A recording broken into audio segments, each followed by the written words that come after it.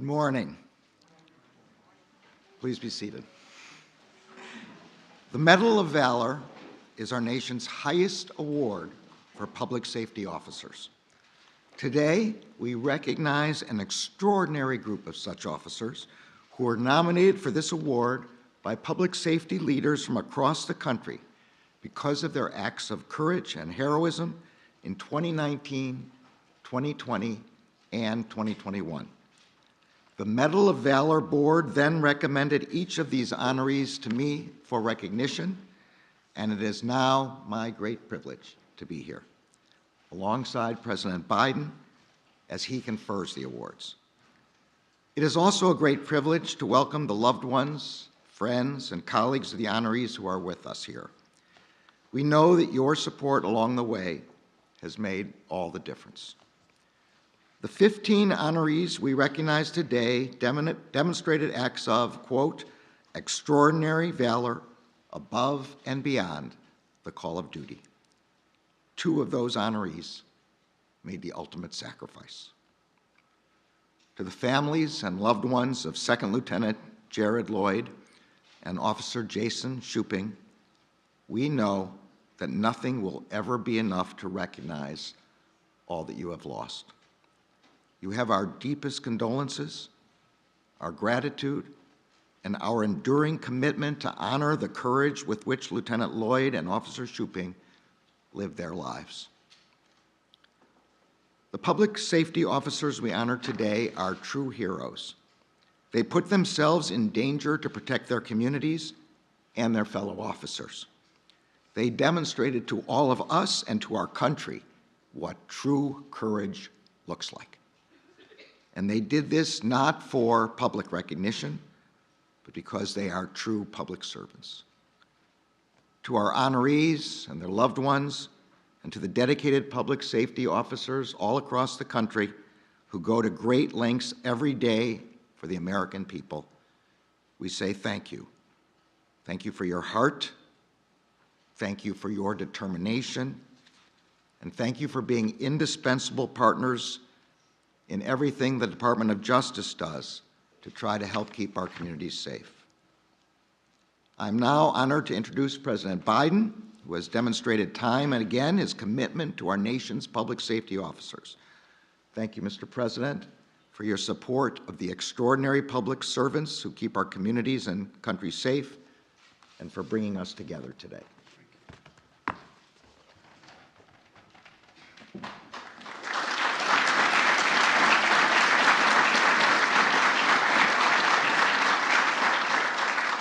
Thank you, General. Thank you very much. And welcome to the White House, everyone. The Attorney General Garland's introduction is incredibly worthwhile. We're here to recognize your leadership and all you've done.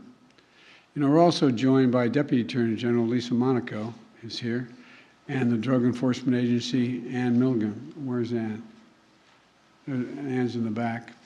And I'd like to thank members of Congress here today, Senator Chris Murphy. Chris, and I also want Jim Himes is here with us today, and Congressman Adriano Espinal, and excuse me. You can call me Biden. We've known each other so long, and I still stumbled. I apologize. It's good to see you all. And you know, they represent members of the districts that many of you are from, and of course we're honored to be joined by law enforcement, firefighter leaders from all across the country. We can never fully thank you for your service or for your sacrifice, but today is an important day for the nation to give thanks for all that you do for everybody, for all of us. Because of COVID-19, we couldn't have this special ceremony for the past 2 years.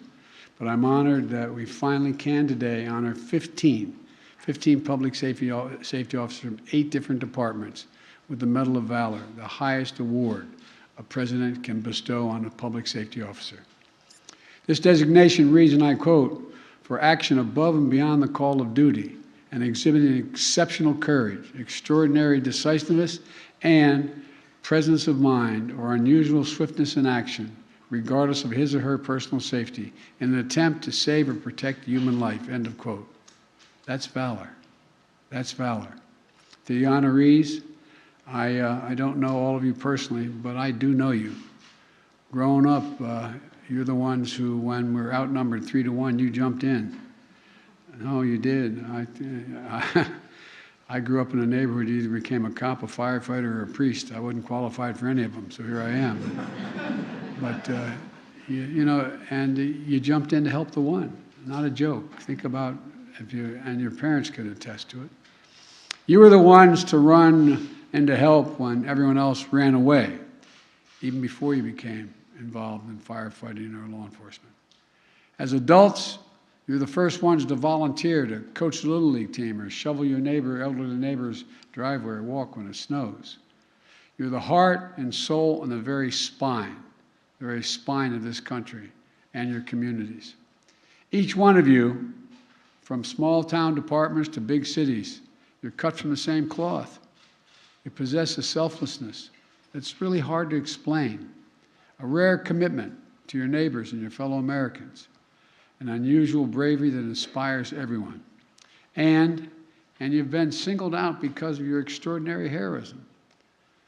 In a few moments, a full citation of your valor will be read. But this is who you are.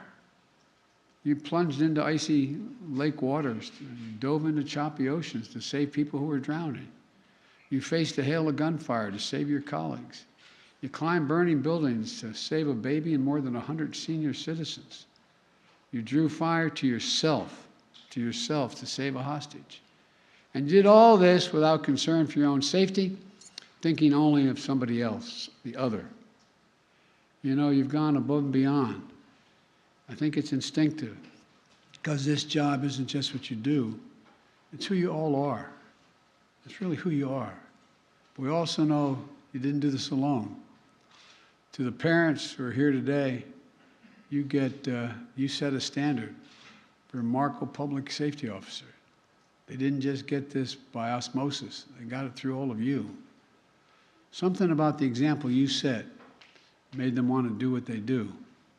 I want to thank you, moms and dads here, for teaching your children the values that we honor today, because what we're honoring is their basic values. And I want to thank the spouses and the children of the honorees. It takes a special person to marry or a child to be the child of a firefighter or a law enforcement officer. How many times have you sat in front of the steps of your house when the city lights have gone out and you turn to your husband or your wife holding your kids and say, "We'll be fine. We'll be fine. Go do your job. Go do your job." You know, when your loved one puts on that shield and walks out the door each day, every family member dreads the possibility of receiving that phone call, knowing the uncertainty that faces you as they walk out the door. So today, from the bottom of our hearts, we thank you, the spouses, the children of the public safety officers. And I really mean it. And there are two families in particular I want to acknowledge. Two of our honorees, Officer Jason Shuping and Lieutenant Jared Lloyd, are not with us today because they gave their lives in the full service of their communities and this nation. To their families, unless you would rather not, I'd like you to stand so everybody can see you.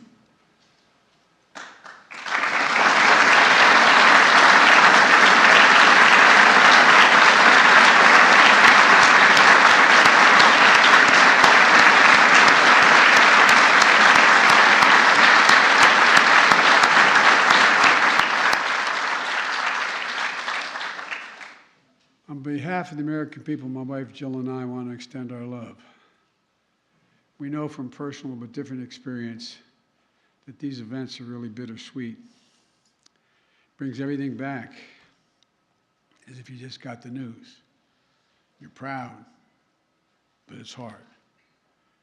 Just yesterday, I stood at the United States Capitol for the National Police Officer Memorial Service to pay tribute to hundreds of fallen heroes. And I was joined by the President of Fraternal Order of Police, Patrick Yos, who's here today. I don't know where Patrick is, but I know he's here today. There you go, Patrick. Thank you for yesterday and thank you for today.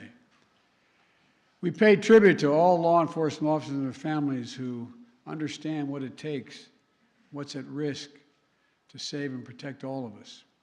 And that includes paying tribute to the Buffalo police officer, Aaron Slater, who gave his life trying to save others when a gunman shot and killed 10 innocent people in a grocery store in Buffalo on Saturday. He actually was able to shoot the assailant twice, but he had on a bulletproof vest, and he lost his life in the process. No one understands more than all of you here today the pain and anguish those families in Buffalo feel. But if they were pulled into as if when it happens, at least my experience, you feel like you're pulled into a black hole inside your chest and everything, you can't, and it's hard. But as you know, you're part of a special community because the firefighters and police officers will always be there for you.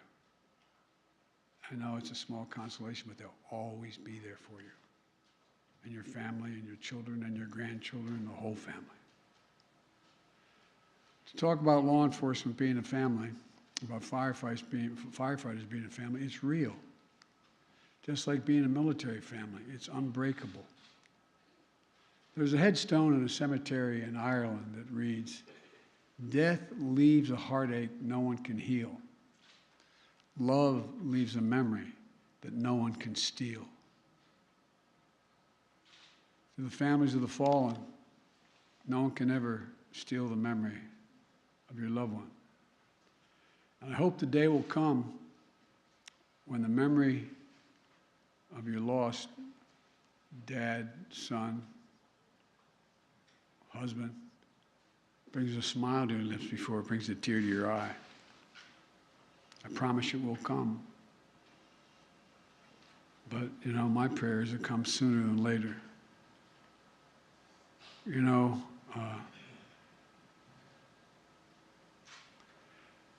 I want to say special thanks to you all for being here because I know it's hard. But understand, all the people in this room and all the people listening, they understand the sacrifices that not only that your spouse made, your son made,